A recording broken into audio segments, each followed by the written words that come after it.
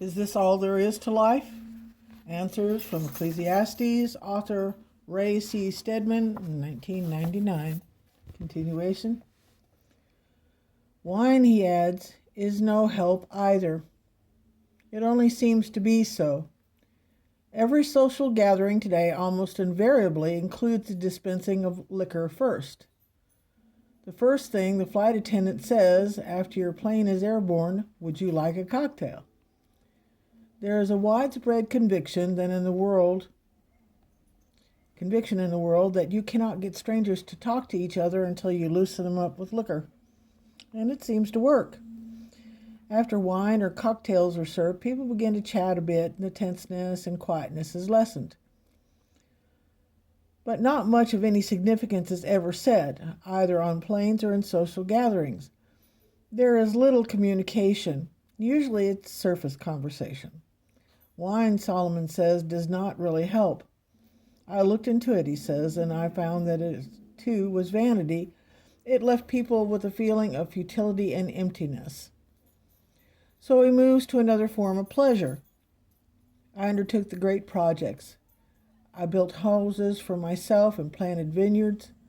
I made gardens and parks and planted all kinds of fruit trees in them. I made reservoirs of water groves of flourishing trees. Ecclesiastes 2:4-6. Here is another form of pleasure. Projects, parks, pools. Many today attempt to find satisfaction in this way. There is pleasure in designing and building a house. In San Jose, California, visitors can tour the Manchester Mystery House, built by a woman who could not stop building.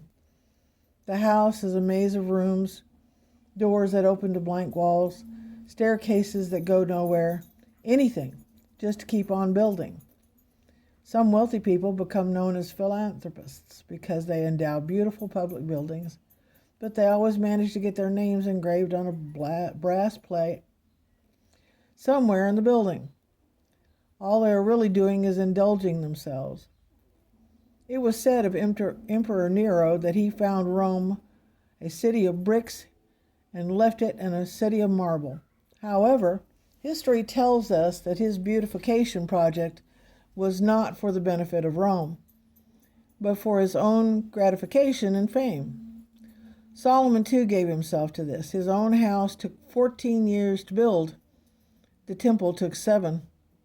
He built houses for his many wives whom he brought to Jerusalem, spending on them time, money, and interest.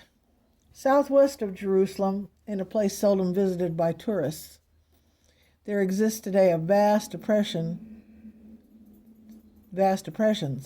in the earth which are still called the pools of Solomon, which he used to water the groves of trees he planted in an effort to find satisfaction in his own heart.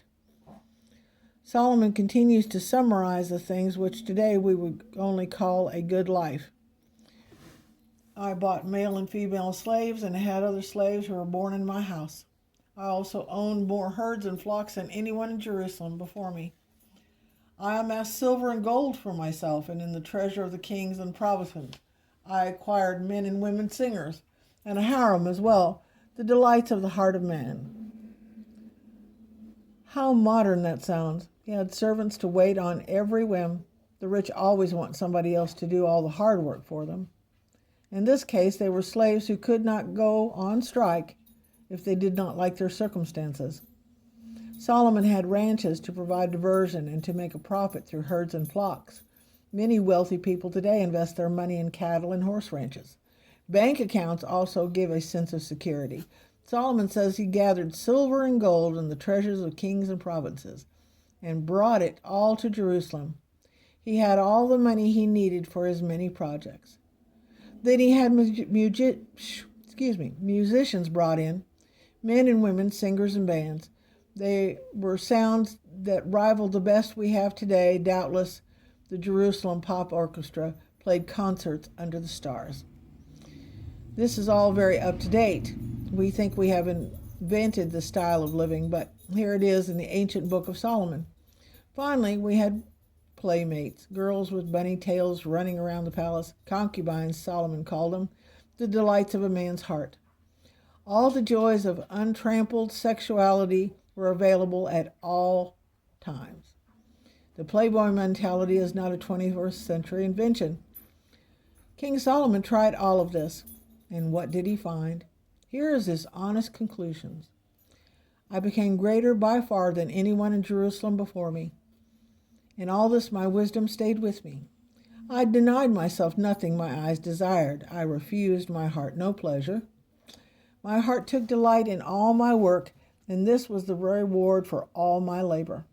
Yet when I surveyed all this my hands had done and what I had toiled to achieve, everything was meaningless, a chasing after the wind.